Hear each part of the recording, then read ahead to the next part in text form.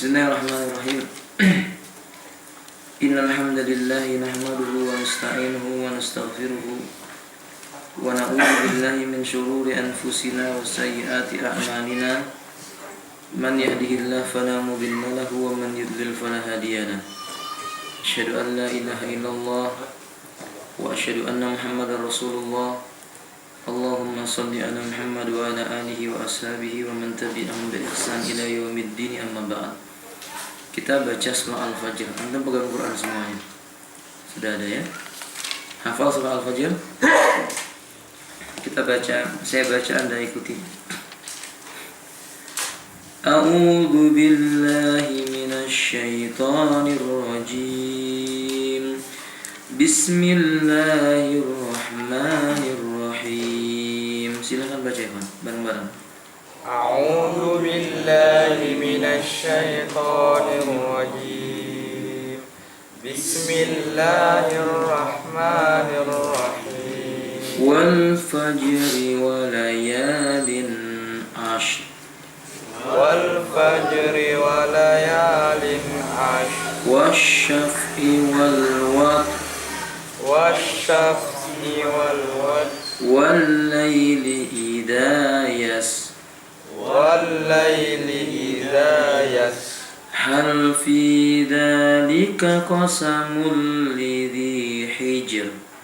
Hal fi dzalika qasamul lidzi hijr. Alam tara kaifa fa'ala rabbuka bi'ad. Alam tara kaifa fa'ala rabbuka bi'ad. Irama dzatil imad. Irama dzatil imad. Allati lam yukhlaq misluha fil bilad. Allati lam yukhlaq mithluha fil bilad. Wa thamud alladhina jabu as-sakhra bil wad. Wa thamud alladhina jabu as-sakhra bil wad. Wa fir'auna dhil awtad. Wa fir'auna dhil awtad. Alladhina taghaw fil bilad. Alladzina taghaw fil bilad. Fa'aktharu fiha al-fasad. Fa'aktharu fiha al-fasad. Fasabba 'alayhim rabbuka sawta adhab. Fasabba 'alayhim rabbuka sawta adhab. Inna rabbaka labil mirsad. Inna rabbaka labil mirsad. Ayo terjemahkan. Demi fajar dan malam yang 10, dan yang genap dan yang ganjil, dan malam bila berlalu, pada yang demikian itu terdapat sumpah yang dapat diterima oleh orang-orang yang berakal. Apakah kamu tidak memperhatikan bagaimana Tuhanmu berbuat terhadap kaum Ad, yaitu penduduk Iran yang mempunyai bangunan-bangunan yang tinggi, yang belum pernah dibangun suatu kota seperti itu di negeri-negeri lain, dan kaum Samud yang memotong batu-batu besar di lembah, dan kaum Fir'aun yang mempunyai pasak-pasak tentara yang banyak, yang berbuat sewenang-wenang dalam negeri. Lalu mereka berbuat banyak kerusakan dalam negeri itu. Karena itu Tuhanmu menimpakan kepada mereka cemeti ajab. Sesungguhnya Tuhanmu benar-benar mengawasi. Baik. Qala al-Imam al-Utsaimin, Syekh Utsaimin berkata, al-basmalatu taqaddamal kalamu 'alaiha. Tentang bismillahirrahmanirrahim, dia bagian dari Al-Qur'an. Tafsirnya telah berlalu ketika membahas surah Al-Fatihah. Allah mengatakan wal fajri. Ia bersumpah dengan berkata demi waktu fajar. Wa layalin ashr. Dan demi malam-malam yang 10. Wasyaf'i wal watri. dan yang genap dan juga yang ganjil. Wal laili idza yasr, dan demi malam apabila dia telah berlalu. Kullu hadhihi iksamat bil fajri wa layalin asr was-safi wal watar wal laili idza yasr khamsatu asya'in aqsama Allah Ta'ala biha. Semua sumpah yang Allah sebutkan dalam Al-Quran ini ada berapa benda? Waktu fajar, malam yang 10, genap dan ganjil, kemudian malam yang berlalu. Ada 5.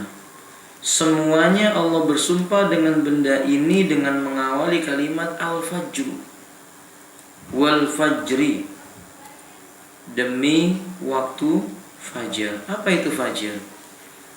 Wan nurus sati alladhi yakunu fil uqufi syirqi qarubatul usyamsi, waktu yang dekat dengan munculnya matahari, cahayanya kemerah-merahan muncul dari ufuk timur atau barat? Timur. Fajar itu munculnya di ufuk timur. Waktu ini dekat sekali dengan munculnya matahari. Wa bainatul isamsi ma baina sa'atun wa sanataini wa salasina daqiqah. Biasanya jarak antara fajar dengan munculnya matahari itu sekitar 1 jam atau 2 jam 30 menit.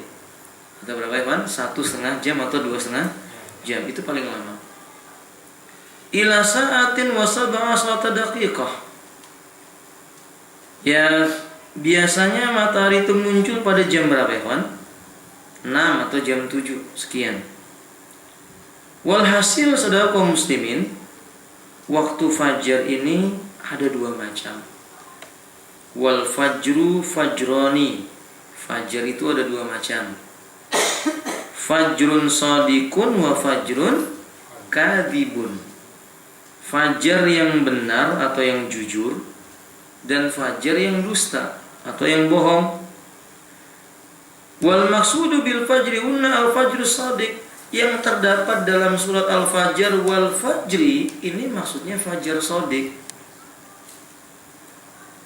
Wal farqu bainal fajri shadiqi wal kadhibi min salasati wujuhin. Bagaimana cara membedakan atau apa bedanya sih fajar shadiq dengan fajar kadhib?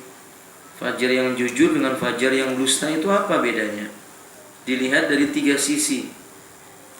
Sisi yang pertama, al-wajhul awal, al-fajrul kadhibu yakunu mustatilan fis sama laisa ardan walakinnahu tulan. Fajar kadhib itu biasanya memanjang di langit dan dia menggantung. Tapi biasanya waktunya nggak lama, ya.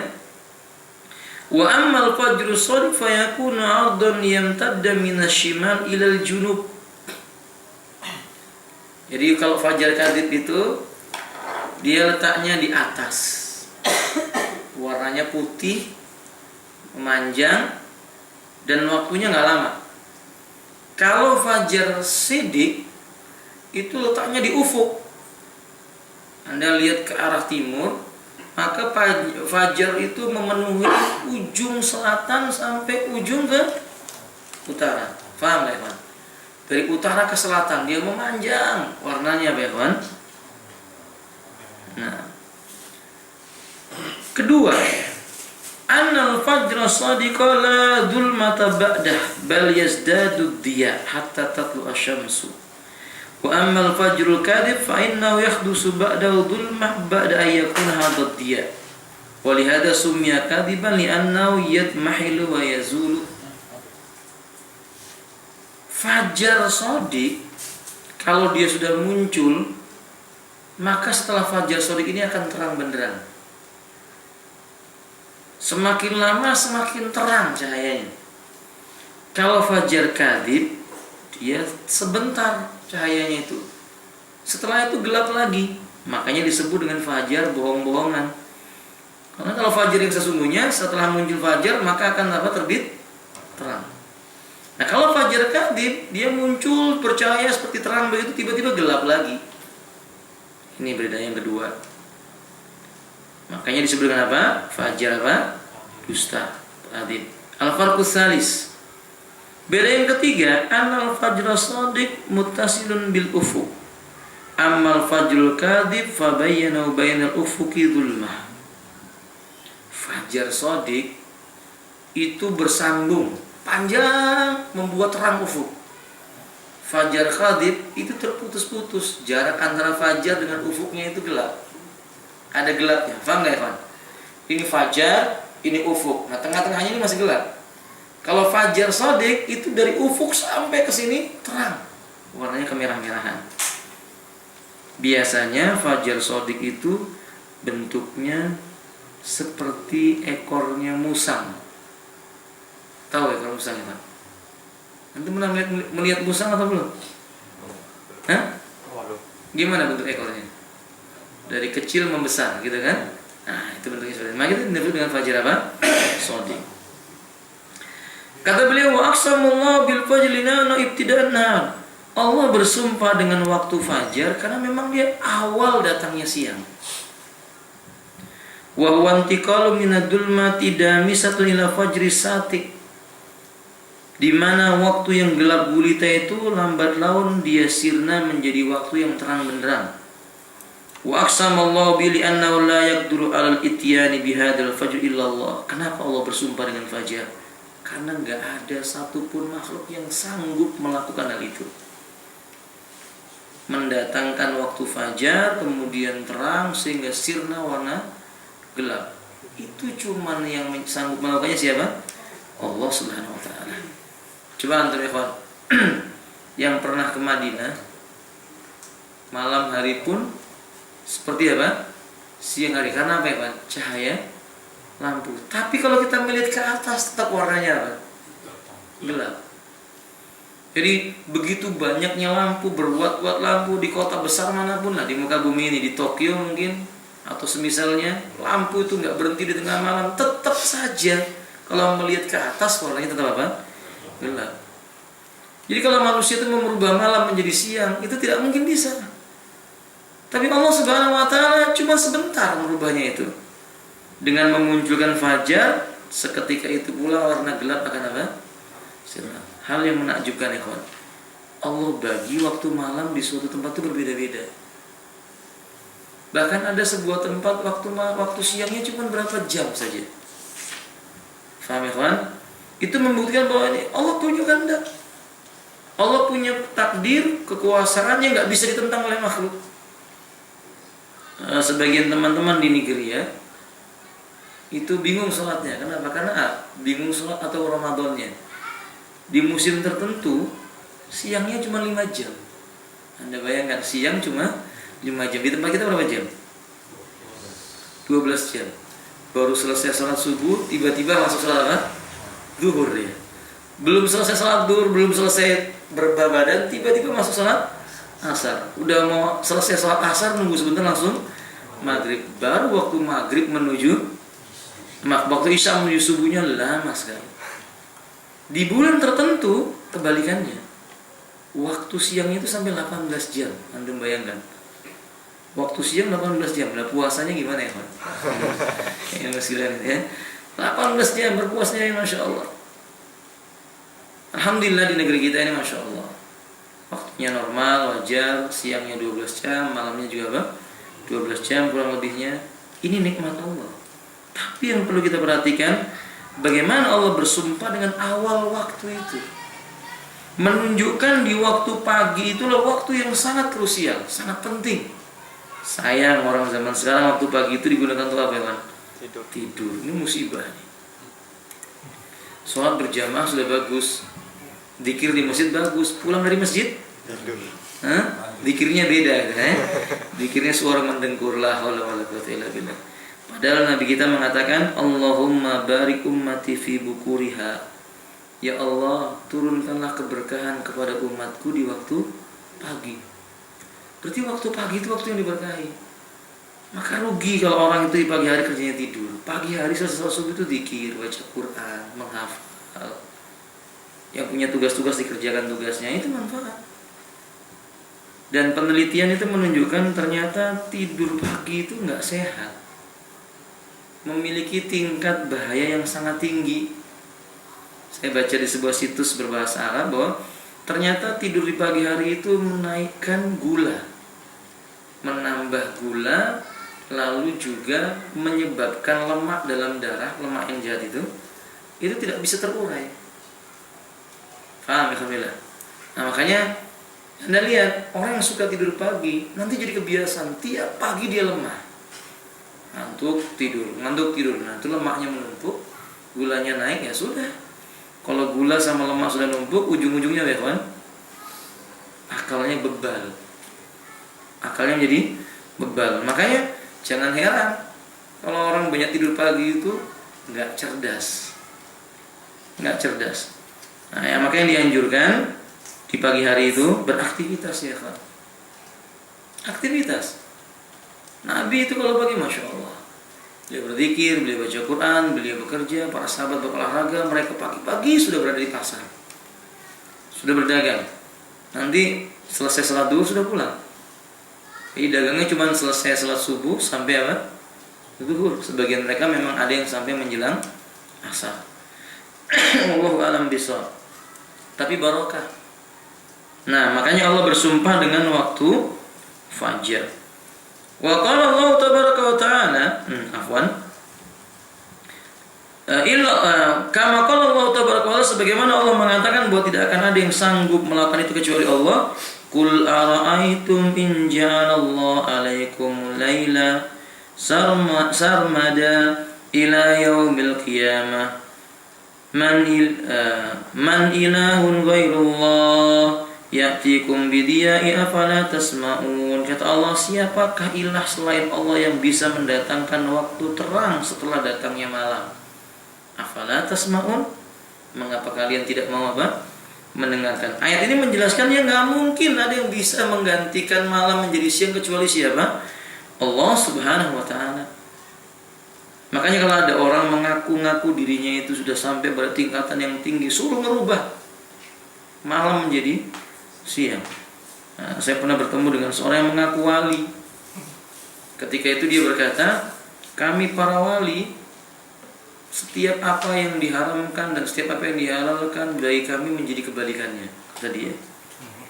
Bahkan kami para wali kalau berkumpul, besok mau kiamat pun pasti akan terjadi kiamat. Saya bilang ini orang sudah gila. Saya katakan kepadanya, sudah, kalau memang kamu wali, yang kamu maksud itu wali yang demikian itu, tolong sekarang kamu datangkan matahari supaya cepat datangnya apa? Siang. Dia jawab, nanti nunggu jam 6. Kalau itu saya juga bisa kan misalnya. Nunggu jam 6 memang jam 6 muncul matahari kan gitu. Dan itu bukan dia yang memperkuas ya, Pak. Allah Subhanahu wa ta'ala. Enggak ada yang bisa sanggup mendatangkan matahari. Enggak ada yang bisa sanggup menenggelamkan matahari. Enggak ada, kecuali hanya Allah Subhanahu wa ta'ala. Allah Azza wa Jalla. Wa aqsama Allah bil fajri annahu yatarattabu alaihi ahkamu syar'iyyah. Dan Allah bersumpah dengan waktu fajar karena waktu sabar ini berkaitan, berentetan dengan hukum-hukum syar'i. Apa contoh hukum syar'i? Imsaku as-shaim. Kalau waktu fajar datang, Allah memerintahkan orang berpuasa menahan dari makan dan minum. Itu syariat. Fa innahu idza tala al-fajr wajib 'ala sha'imi yamsaka idza kana shawmuhu fardhan aw naflan idza arada yatimma shawma wa yatarattabu 'alaihi aidan dukhul waqti salatil fajr. Berkaitan dengan hukum syariat yang lainnya itu waktu fajar. Kalau datang maka manusia telah mengetahui masuknya salat apa? Subuh. Semua ini hukum syar'i yang tidak mungkin dijumpai kecuali dalam syariat Allah, dan itu membuktikan fajar waktu yang agung. Waktu fajar waktu yang agung. Nabi kalau menyerang musuh juga di waktu apa? Subuh. Serangan apa namanya? Serangan subuh, serangan fajar. Selesai sholat subuh, Nabi pergi menyerang satu kaum. Atau Nabi memerintahkan para sahabat menunggu ada suara adzan enggak? Kalau enggak ada suara adzan di tempat itu, selesai sholat subuh suruh diserang. Karena negeri itu bukan negeri apa? Islam, negeri kafir. Ini waktu fajar. Dan para ulama pernah ditanya, ayyu waqtin afdalu lil hifdi, waktu yang paling baik untuk menghafal Quran itu kapan? Qala ba'da salatil fajri. Kata Imam Ahmad setelah selesai sholat subuh. Maka bapak-bapak yang punya anak-anak yang suka menghafal, setelah sholat subuh jangan suruh tidur lagi, suruh menghafal. Setelah sholat subuh jangan ditontonkan TV. Wah, bapak-bapak sekarang itu sebagiannya habis sholat subuh anaknya ditontonkan apa? Kartun, film kartun. Menjelang maghrib ditontonkan kartun lagi. Yang dihafal yaitu Angry Bird, apalagi Tom dan apa? Jerry dan Masya Allah. Apalagi pokoknya kartun-kartun begitulah. Ya, otaknya memikirnya begitu, Masya Allah. Kemarin ada pengalaman ketika ada tes, seorang anak ditanya oleh di Mahat Imam Bukhari, anaknya itu ditanya oleh gurunya, ditanya, acara apa di televisi yang kamu paling sukai? Wah, disebut Tom and Jerry, Angry Bird, dan semua disebut begitu.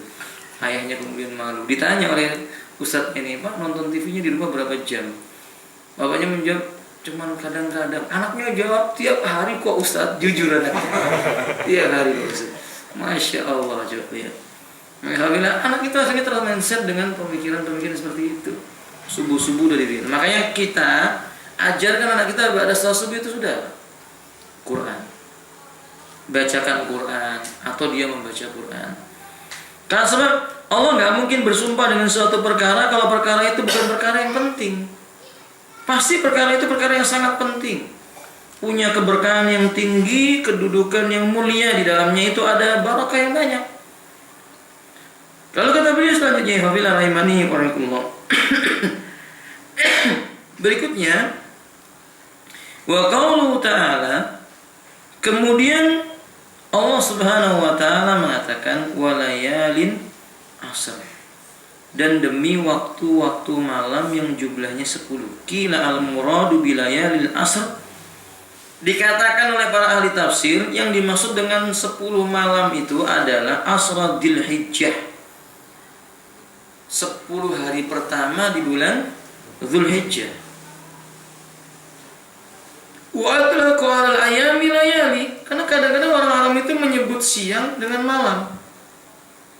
Hari itu disebut dengan malam, maksudnya begitu. Li'anna lughatal arabiyyah was, karena bahasa Arab itu luas.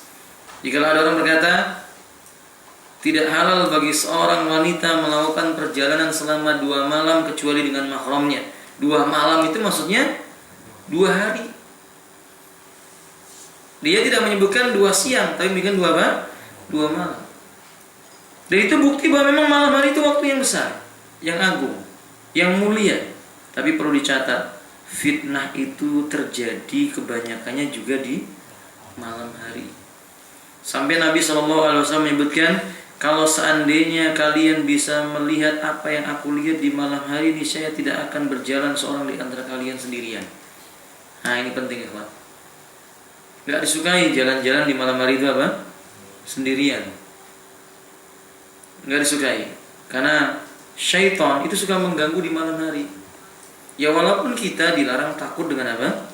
Syaitan dari bangsa jin. Ya kadang kita gak ketemu setan bangsa jin, ketemunya setan dari bangsa apa? Manusia. Itu pertebarannya juga malam hari. Soalnya kan? Nah, makanya saya tuh heran dengan orang yang kadang-kadang mereka berkata, saya senang dengan malam hari. Ternyata senang di malam hari itu saya duduk nongkrong di pinggir jalan, pergi ke night club, ya, kan ternyata dia sudah termasuk bagian daripada para syaitan yang ada. Ya, kita senang dengan malam hari karena kita gunakan malam untuk apa ya, kawan? Ibadah. 10 hari pertama di bulan Dzulhijjah itu punya keutamaan. Wal ayamu wa yuradu biha al-layali wa qila al-muradu al-lail asr layal asl akhir min Ramadan. Ada pula yang menafsirkan 10 malam itu maksudnya 10 malam yang terakhir di bulan Ramadan. Amma al-awwal alladziina yaquluna al-muradu bil-lail asr Dzulhijjah fa li anna asr Dzulhijjah ayyamun fadilatun. Mereka yang berpendapat yang dimaksud dalam ayat ini adalah 10 hari pertama bulan Dzulhijjah, karena 10 hari pertama bulan Dzulhijjah itu punya keutamaan yang sangat besar. Bahkan hari yang paling mulia, yaitu hari di mana matahari terbit dan tenggelam di dalamnya, itu hari Jumat. Tapi kalau ditanya tanggal yang paling mulia tanggal berapa? Tanggal yang paling mulia tanggal berapa ya, Pak? Allah menyebutkan tanggal 9 dan 10 Dzulhijjah. Tapi kalau malam yang paling mulia, malam Lailatul Qadar. Bulan yang paling mulia, bulan apa ya Pak? Ramadan. Bulan Ramadan. Dan 10 Dzulhijjah itu Masya Allah keutamanya sangat besar. Dianjurkan memperbanyak puasa di bulan Dzulhijjah. Beramal di bulan Dzulhijjah itu dilipat gandakan melebihi amal di bulan yang lainnya selain Ramadan ya. Selain Ramadan.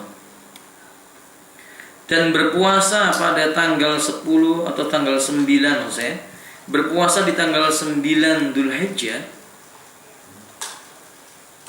Hari apa namanya Pak? Arafah. Itu menghapuskan dosa 1 tahun. 1 tahun sebelumnya dan 1 tahun sesudahnya. Masya Allah la quwata illa billah. Nah, makanya jangan meremehkan berpuasa di bulan Dzulhijjah pada tanggal berapa? 9. Kalau sanggup ya tanggal 1 sampai tanggal 9 kalau sanggup. Kalau yang enggak ya minimal tanggal 9. Nabi mengatakan ma min ayyamin al-amalu shalih fihi nahabu ila Allah min hadil ayyamil asr. Tidak ada satu hari pun, tidak ada hari-hari di mana amal soleh diamalkan di hari itu sangat disukai oleh Allah dibandingkan 10 hari itu, yaitu 10 hari pada bulan Dzulhijjah, 1 sampai tanggal 10 Dzulhijjah. Qalu walal jihad, bahkan jihad pun tidak bisa mengalahkannya fisabilillah. Qala walal jihad, bahkan jihad fisabilillah kata Nabi, illa rajulun kharaja bi nafsi wa mali wa lam yarji min dzalika bi syai', kecuali orang yang pergi ke medan jihad dengan membawa harta kemudian terkorbankan nyawanya lalu dia tidak kembali dengan apa-apa di badannya kecuali namanya saja. Jadi orang yang beramal di bulan Dzulhijjah tanggal 1 sampai tanggal 9 itu keutamaannya mengalahkan berperang di jalan Allah. Kecuali orang yang berperang dengan hartanya lalu dia meninggal di medan jihad pulang nggak membawa apa-apa kecuali namanya saja, baru itu bisa menyamai kedudukan beribadah di bulan Dzulhijjah tanggal 1 sampai dengan tanggal 9 Dzulhijjah. Hadis ini riwayat Al-Imam Al-Bukhari.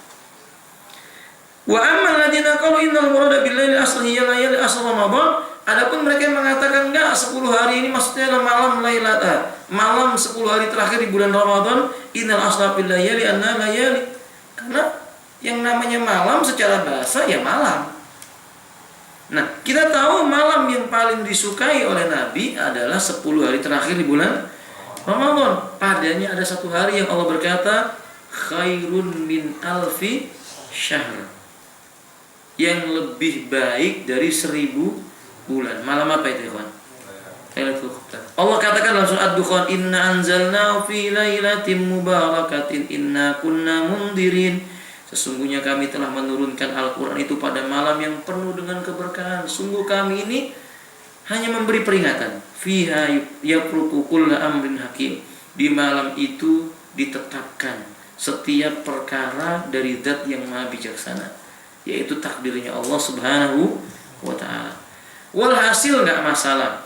Yang mengatakan 10 hari pertama di bulan Dzulhijjah, ada pula yang menafsirkan dimaksudnya itu adalah 10 hari terakhir di bulan Ramadan. Yang jelas Allah bersumpah dengan 10 hari yang utama. Imma 10 hari Dzulhijjah, imma 10 hari bulan Ramadan. Tidak ada masalah. Yang penting 2 waktu tersebut, Dzulhijjah dan Ramadan itu 10 yang awal dan yang akhir dari Ramadan, jangan tinggalkan beramal soleh. Lalu Allah mengatakan wasyafi wal watri, dan demi yang ganjil dan demi yang genap dan yang ganjil. Ainnal murada bi kullil khalqi fal khalqu imma syafun wa imma witrun. Maksud dalam ayat ini adalah maksudnya semua makhluk. Jadi maksudnya adalah dan Allah bersumpah dengan semua nama dengan makhluk-makhluk yang ada. Karena makhluk itu ada yang ganjil, ada juga yang genap. Makhluk ada yang ganjil, ada yang genap. Bingung nggak anda, teman? Contoh makhluk yang genap apa ya, teman? Contoh makhluk yang genap itu apa? Kan gampang ya, kawan ya. 2 mata. Makhluk atau bukan? Makhluk apa? Genap. Nah, contoh yang ganjil apa namanya? Lisan. Lisan itu apa? Kalau bibir ganjil nggak? Alhamdulillah bibir kita nggak ganjil kan ya. Kalau ibu kita ganjil ini musibah ya. Dari wallahu a'lam bishawab. Nah, maka maksudnya adalah Allah bersumpah dengan seluruh makhluk.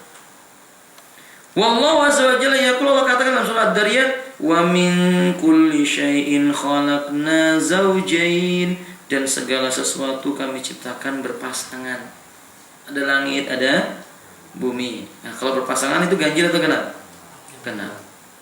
Wal ibadatu imma sya'un wa imma witr.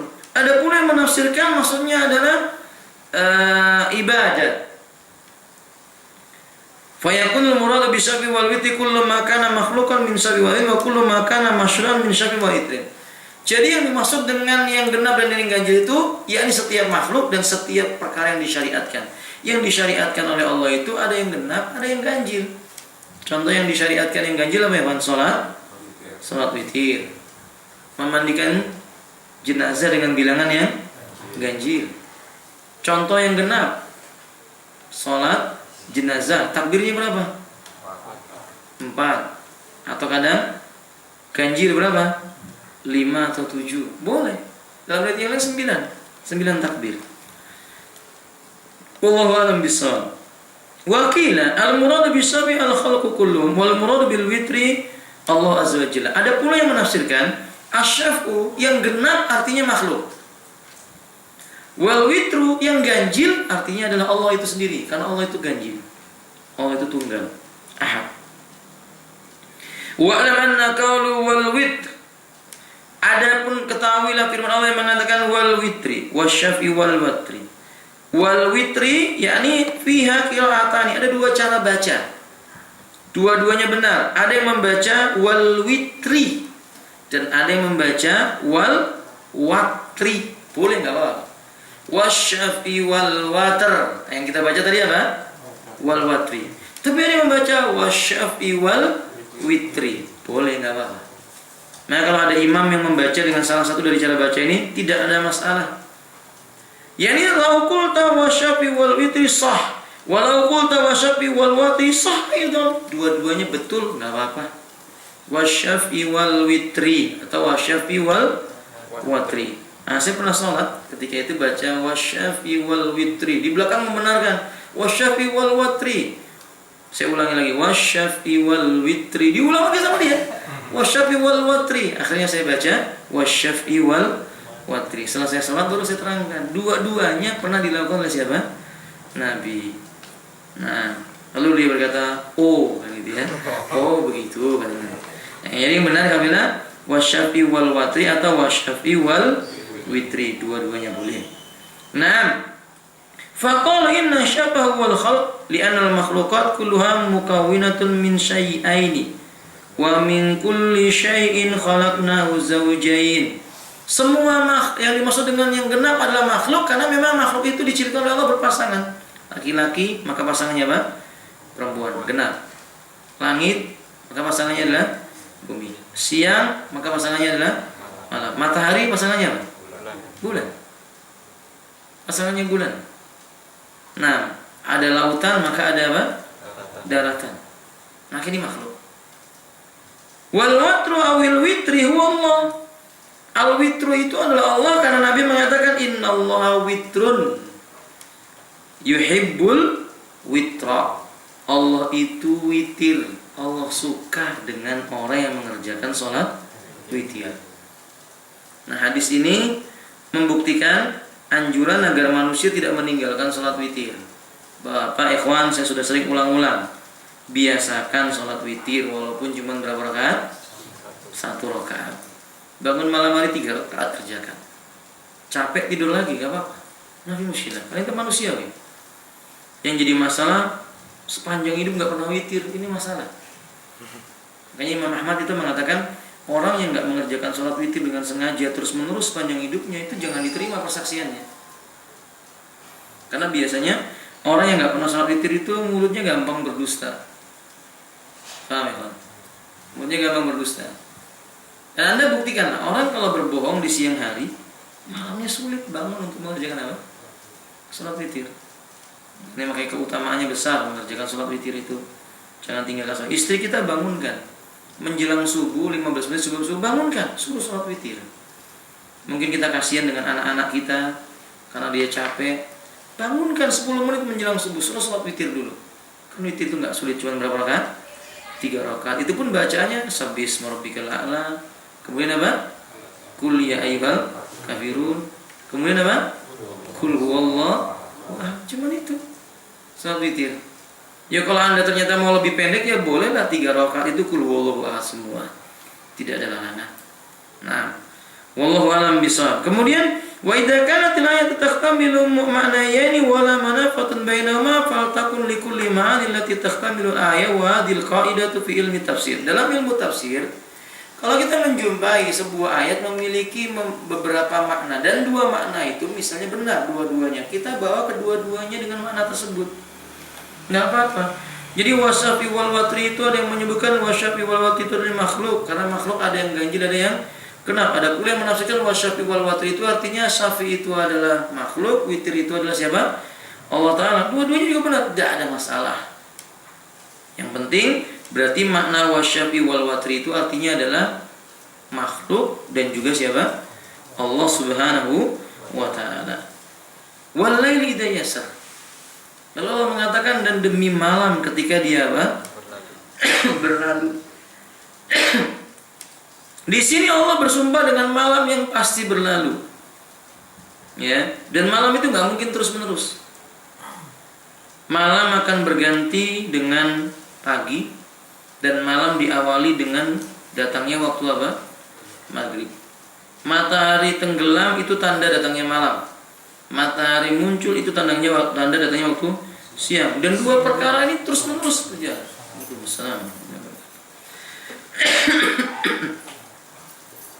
Nah, ikhwani rahimani warahmatullah, fa aqsamallahu bi lamma fi sa'atihi minal ibadati ka salatil maghrib wal isya'i wa qiyamil laili wal witri wa ghairi dzalik. Allah bersumpah dengan waktu malam ini karena malam itu diawali dengan maghrib. Allah mengingatkan manusia agar jangan lalai mengerjakan salat maghrib, kemudian salat isya dan juga kemudian salat malam.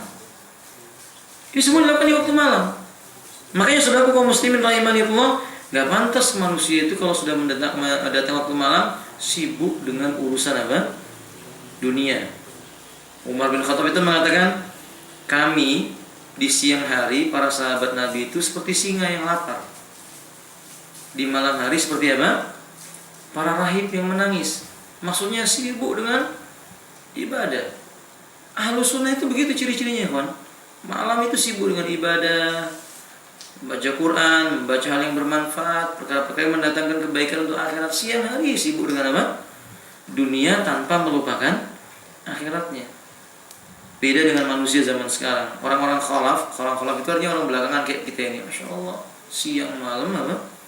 Dunia. Kadang-kadang demikian. Alaysa kadzalik? Nah, seperti itu kenyataannya. Bahkan kadang-kadang ditipu oleh setan. Malam hari makin banyak hasil dari dunianya. Kan berapa banyak orang yang dagang justru raminya ketika apa? Malam. Dia tergoda oleh hawa nafsunya. Ya benar dia kaya raya. Pertanyaannya adalah apakah itu barokah? Pertanyaan berikutnya, kalau itu barokah apakah itu lebih utama? Kan begitu. Wallahu a'lam bishawab. Nah, kemudian alhamdulillah rahimani wa rahmatullah. Dan di malam hari itu Allah bersumpah tentang malam hari ini karena waktu malam itu dia akan berlalu, nggak terus tidak berjalan terus menerus malam. Karena Allah ingin mengingatkan di waktu malam itu ada waktu yang sangat utama. Yang Allah mengatakan man yas'alani fa'atihi, man yad'uni fa'astajibulah, man yastaghfiruni fa'aghfirulah. Barang siapa yang meminta kepadaku di waktu itu aku akan beri. Yang berdoa kepadaku aku akan ijabah. Yang memohon ampunan kepadaku akan aku ampuni baginya. Yaitu sepertiga malam yang terakhir. Ya, sepertiga malam terakhir itu ya sekitar jam 3 malam atau jam 4 malam lah ya kawan. Kalau antum gak bisa bangun jam 3, jam 4 lah. Kalau gak bisa jam 4, setengah 5 lah. Yang penting sebelum apa? Subuh Anda sholat. Masa ikhwan billah kalau antum misalnya kita gitu diumumkan oleh sebagian orang dengan berkata, nanti jam 2 malam kalian minta apapun ku beri, minta mobil ku belikan mobil, minta ini, kira-kira antum bangun gak ya? Bangun kan gitu kan ya? Nggak mungkin malah itu cuma ngomong kosong, nggak mungkin. Dia akan bangun malah mungkin nggak tidur gitu kan ya. Tapi manusia sekarang ini aneh. Dosa kita itu kan masya Allah seabrek. Sampai kata Imam Ibnu Ma'in, seandainya dosa itu punya bau, kita ini nggak ada yang mau dekat. Kalau dosa itu ada baunya, siapa yang mau dekat dengan kita? Karena masya Allah, semua yang keluar dari kita ini akan apa? Bau. Nah Allah mengatakan, barang siapa yang dia mayyastaghfiruni aghfirullahu, siapa yang minta ampun sama aku, aku akan ampuni dosanya. Ini kesempatan, makanya malam hari jangan nonton bola. Itu nambah dosa buat antum. Iya. Tengah malam nonton bola. Ini saya ingatkan kalau udah mau dekat dengan ini rame banget ini orang ini apa namanya? Masih berapa bulan lagi kan sudah? Hah? Pinggir jalan udah rame orang jualan baju bola, anak-anak juga sudah masya Allah gila bulan ini saya lupa tanggal berapa atau bulan berapa itu. Yang jelas ada orang yang sudah sibuk dengan ini, sampai menantinya itu seperti menanti sesuatu yang sudah lama dirindukan gitu. Allahu Akbar.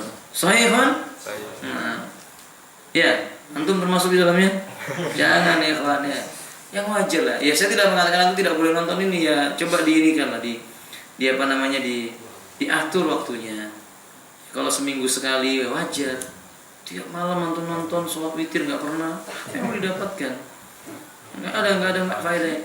Sampai Syekh Salim Al-Hilali mengatakan kalau kita mau jujur, sebenarnya ini tipu dayanya Yahudi. Lihat, Yahudi itu masya Allah dia mempropaganda sesuatu yang membuat kaum muslimin itu lalai dari ibadah. Mereka nggak masalah kaum muslimin tetap mengaku Islam biar aja nggak apa-apa. Tapi yang penting mereka tidak mengenal Islam. Itu kenyataannya. Kenyataannya demikian. Dibela-belain sampai sekarang itu. Mulai dari sekarang dibela-belain. Dihafali sudah yang bakal main di sini siapa aja. Siapa yang di depan nggak jadi main misalnya begitu ya. Macam-macam. Allahul musta'an. Sampai dalam pengajian 3 hari yang lalu, Masya Allah ya Fadil, saya datang, jamaahnya lagi ngobrol tentang apa? Sepak bola. Begitu saya datang diam semua, ngaji anteng begitu.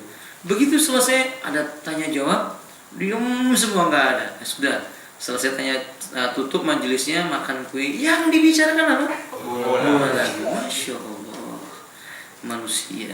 Sampai mereka sudah mengetahui ini nanti tandingnya jam berapa, hari apa itu udah tahu. Musibah. Innalillahi wa inna ilaihi raji'un. Nasihat buat antum ya. Maka jangan gitu. Pemuda itu coba bertanya kepada yang tua. Sudah terlalu banyak orang tua yang menyesal. Seperti kita ini udah tua, ini udah banyak menyesalnya. Nggak bisa lagi kuat di malam hari itu. Kalau dulu kita mungkin kuat 11 rakaat 3 jam, mungkin sekarang 11 rakaat cuma 30 menit. Kalau cari bacaan itu pun sambil duduk misalnya. Sahih kan? Sedikit menambah pahalanya. Nah, baca Quran sebentar udah pusing. Makanya waktu masa muda ini apa namanya? Tolong dimanfaatkan. Imam Ibnu Rajab mengatakan waktu yang paling baik bagi seorang itu dari 25 ke 40. Kalau udah 40 ke atas itu berat. Antum ada yang usianya 38 tahun? Ada yang sudah 40? Coba antum tanya yang sudah 40 itu. Suruh ngapal surat Ali Imran. 10 ayat pertama. Itu bisa 10 bulan. 1 bulan 1 ayat. Kalau udah usia 40 tahun demikian. Jadi kalau kita yang masih 38 tahun, 25 tahun, insya Allah Ali Imran itu 1 bulan selesai. Insya Allah. Saya kan? Nah, kata Nah, waliyada naqulu inna sulusal akhir minal laili waqtun ijabah. Karena itu kita katakan sepertiga malam terakhir waktu yang mustajabah, jangan disia-siakan. Jangan disia-siakan sepertiga malam yang terakhir ini. Dia lebih mulia dibandingkan dunia yang kita dapatkan pada hari ini.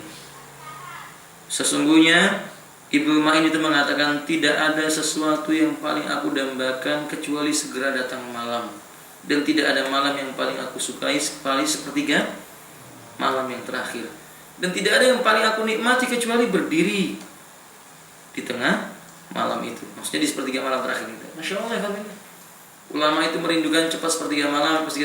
Ya kalau kita kadang-kadang ya cepat berlalu sepertiga malam. Mudah-mudahan ini bermanfaat ya. faedah dari apa yang bisa saya serangkan dari ayat 1 sampai ayat berapa ya, Pak? Insyaallah kita akan lanjutkan di pertemuan yang akan datang insyaallah. Indakum soal, ada pertanyaan?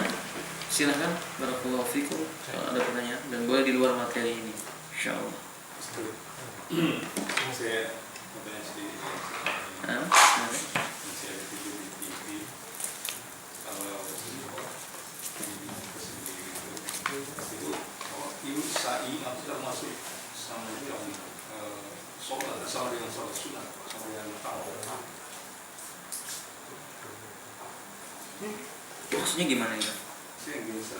Saya lihat ini di TV ada orang yang sementara sa'i itu dia ikut semuanya, bahwanya ada juga yang masih terbuka kayak tidak tahu. Kalau sa'i nggak boleh. Al-ittiba itu nggak boleh. Nggak boleh meletakkan kain di bawah ketiak.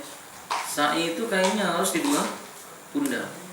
Al-ittiba itu kain di bawah ketiak itu yang kanan itu hanya dilakukan ketika tawaf saja. Ketika tawaf, selesai tawaf dikembalikan lagi ke dua pundak.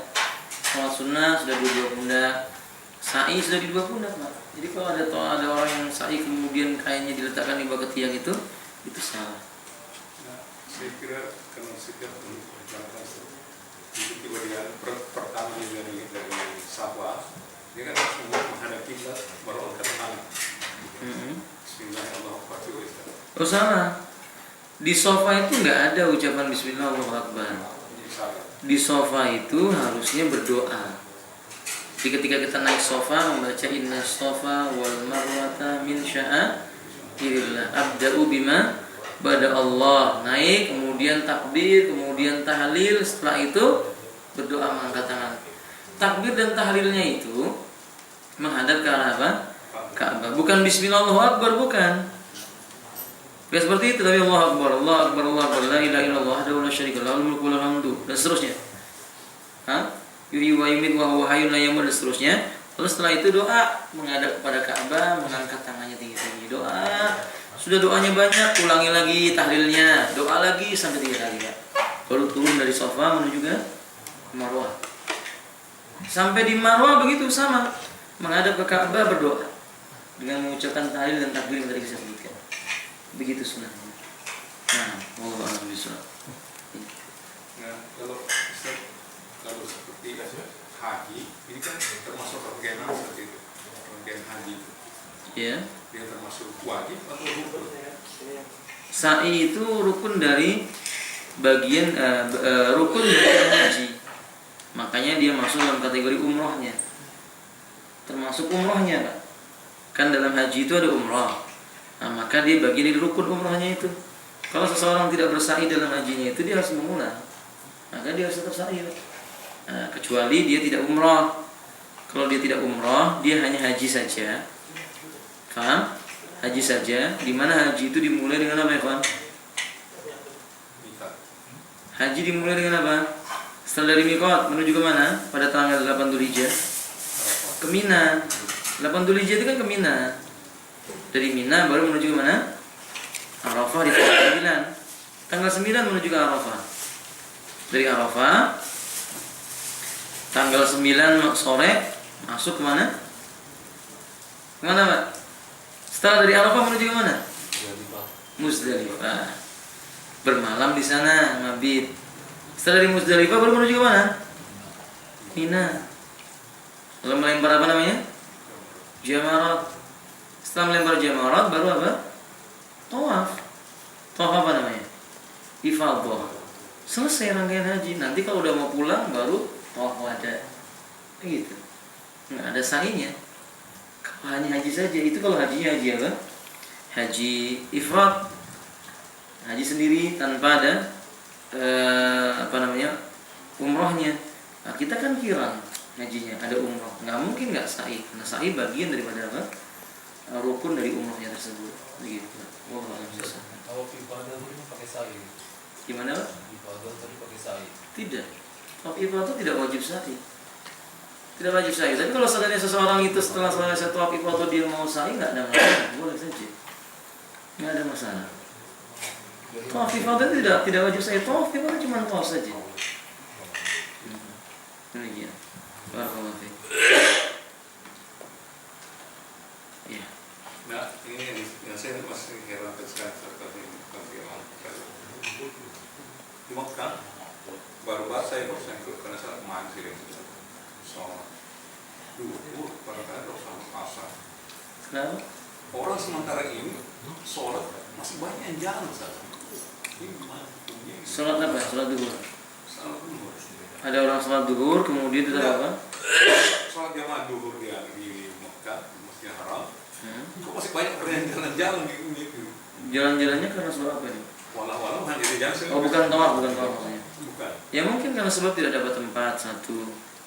Yang kedua, mungkin dia batal wudunya dan dia akan berwudu kembali. Yang ketiga, ya mungkin dia kehilangan dengan rombongannya sehingga kebingungan. Nggak ada masalah. Tidak ada masalah dalam keadaan tersebut karena mereka musafir.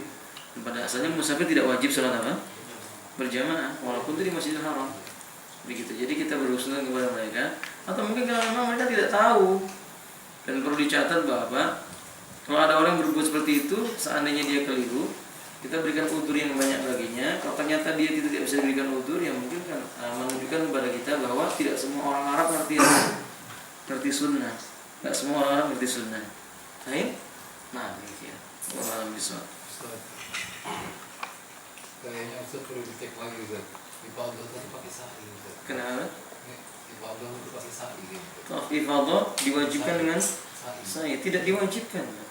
Tapi kalau orang mau bersa'i tidak dilarang. Tidak dilarang. Makanya saya katakan tidak diwajibkan. Tawaf ifadah itu selesai tawaf sudah, sholat 2 rakaat khalas sudah. Tapi kalau seseorang itu kemudian mau apa? Sa'i tidak. Nah, betul. Iya. Nanti kita akan bahas lagi di bab haji insyaallah. Bab tentang fikir tentang masalah apa? Haji. Yang tahu ya, Pak? Nah, Pak, mengingatkan kembali Pak. Saya masih dulu ada pertanyaan itu jawabannya gitu kan, cuma saya lupa. Itu akikah Pak.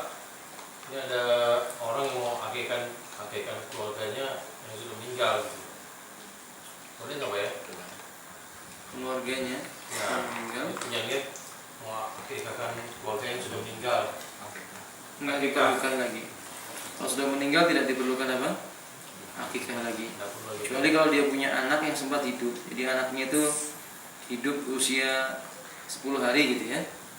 Kemudian setelah itu meninggal dunia, boleh orang tuanya mengakikahkannya, nggak apa-apa. Nah, ini sudah hidup puluhan tahun Pak. Nggak diperlukan Misalnya lagi. kayak kita Nggak diperlukan lagi ya. Nggak perlu lagi. Jadi kalau misalnya orang tuanya meninggal dunia belum diakikahkan begitu, nggak ada dalil yang menyebutkan tentang itu. Nggak perlu Pak ya. Nggak perlu. Kalau nggak ada yang Pak, nggak usah dulu. Maksudnya begini? Nggak perlu diadakan. Nggak perlu, nggak diperlukan. Kurban aja boleh Pak ya, kurban. Kalau kurban boleh, nggak apa-apa. Oh, kalau bisa. Nah,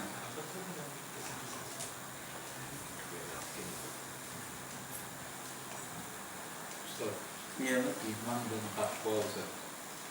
Kita kan selalu bilang menambah amal ibadah, iman dan takwa. Nah, iman dan takwa itu gimana Ustaz?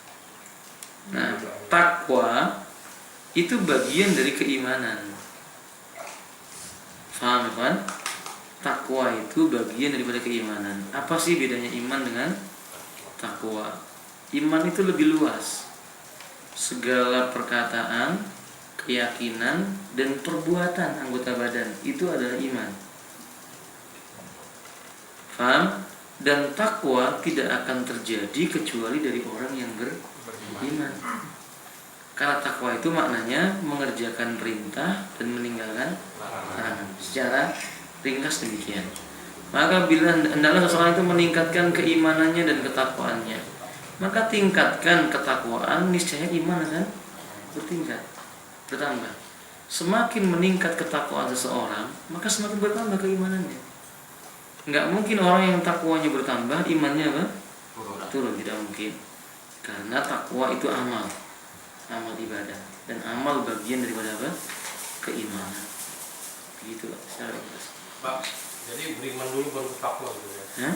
Beriman dulu baru tingkatan ke atasnya takwa. Gitu. Iman berjalan bersamaan dengan takwa, saudaraku. Tingkatkan keimanannya dengan cara bertakwa kepada Allah Subhanahu wa taala. Boleh? Nah, Ustaz, biasanya itu karena saya nggak bisa jawab. gimana itu? Iman yang seperti apa, takwa ya seperti itu juga Ustaz. Nggak bisa jawab saya. Kenapa nggak bisa menjawab? Minta contoh dia Ustaz. Contohnya begini, contoh takwa, seseorang meninggalkan perbuatan yang haram, itu tanda dia bertakwa. Karena perbuatan dia bertakwa itu tadi, Allah tambahkan keimanannya di dalam hatinya itu. Begitu saja.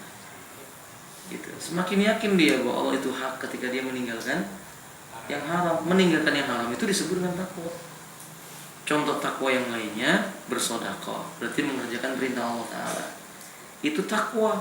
Ketika seseorang mengerjakan sedekah, Allah akan tambahkan apa? Keimanannya. Gitu. Ikhlas Ustaz. Mas kenapa? Tambahan juga. Maksudnya? Takwa iman dan takwa tadi. Benar lagi. Dari perbuatan yang ikhlas.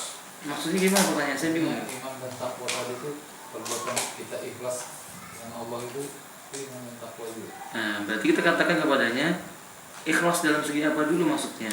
Ikhlas dari segi bahasa artinya murni. Ikhlas dari segi syariat artinya tidak berbuat syirik. Ya, kalau manusia itu tidak berbuat syirik, tidak menyekutukan Allah, memurnikan ibadahnya hanya untuk Allah, ya berarti dia ikhlas. Dan ikhlas itu jelas bagian dari takwa. Ngerti nggak? Ikhlas bagian dari takwa, takwa bagian dari apa? Di iman. Gitu. Jadi kalau dibilangkan meningkatkan iman dan takwa tadi seperti itu. Ya baik, kalau bagaimana cara kita meningkatkan iman dan takwa itu ya dengan cara mengikhlaskan diri, itu menambah meningkatnya apa? Ketakwaan, dan menambah pula meningkatnya apa? Keimanan. Begitu. Wallahu a'lam bishawab. Ada Ustaz, saya mau bertanya. Ini biasanya kan sini di sebelum azan subuh itu kan ada biasa tahrim. Apakah di dalam masuk tahrim ini kita masih bisa sholat? Enggak apa-apa, Pak. Tarhim, bukan tahrim. Mereka menyebutnya tarhim dan itu bid'ah ya. Enggak ada contohnya di dalam Islam. Ya enggak apa-apa kan belum masuk waktu salat subuh. Kalau tarhimnya di waktu salat subuh sudah masuk, enggak boleh. Takarannya bukan tarhim maupun tidak. Takarannya adalah sudah masuk waktu subuh atau belum. Kalau belum masuk waktu subuh, walaupun orang mengadakan tarhim atau rebanahan sekalipun, tetap Anda boleh mengerjakan apa? Sholat witir, tidak apa-apa. Witir. Nah, Pak Haji Muhaimin kan gitu sebagai umroh. oh beliau umroh, alhamdulillah. Besok hari Ahad beliaunya saya. Coba hari apa enggak tak? Nasallallahu tabaraka wa ta'ala. Ayyaj'ala umratahu mabrurah. Wa nasallallahu tabaraka wa ta'ala ayyaj'ala umratahu mabrurah. Wa nasallallahu tabaraka wa ta'ala ayyusahhila min amalihi wa min umurihi wa ayyaj'ala hujjatan lahu ma yaumil qiyamah. Wa nasallallahu tabaraka wa ta'ala ayyarji'a min umratihi sara rajulan salihan. Wa nasallallahu tabaraka wa ta'ala ayyaj'alana muttabi'uhu bittiba'in nabiy sallallahu alaihi wasallam. Wa rabbana atmim lana nurana wa firlana innaka ala kulli syai'in qadir. Wa rabbana atina fid dunya hasanah fil akhirati hasanah wa qina adzabannar. Wa sallallahu wa sallam ala al mursalin walhamdulillahi rabbil alamin.